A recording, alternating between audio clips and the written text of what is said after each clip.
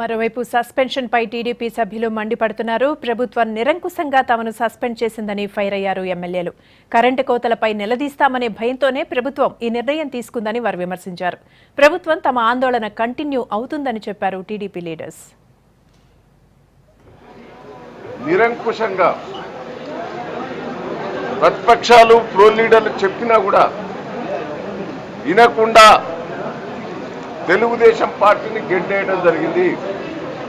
Telugu Desam party అయితేనే గట్టిగా నిలదీస్తుందనే భయంతో ఈరోజు మమ్మల్ని బయటికి గెడ్డేయడం జరిగింది. మేము డిమాండ్ చేసింది ఒకటే, పోచారం శ్రీనివాసరెడ్డి గారు రైతుల ఆత్మహత్యల మీద హేళన చేశాడు, అతను సభకు పిలిపించి క్షమాపణ చెప్పని కోరాం. ఈరోజు కేసీఆర్ గారు మమ్మల్ని బయటికి నెట్టేసిన తర్వాత పోచారం శ్రీనివాసరెడ్డి గారు అట్లా అనలేదు, ప్రెస్ మీడియా వాళ్ళు చిత్రీకరించేదని ప్రెస్ మీడియా వాళ్ళ మీద నెట్టేసే ప్రయత్నం చేస్తున్నారు.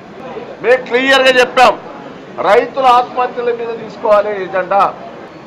క్వశ్చన్ కంటే ముందే వాయిదా తీర్మానం ఉండాలి. బుల్డోజ్ చేసుకుపోయి హరీష్ రావు తన మాట నిలబెట్టుకునే ఏర్పాటు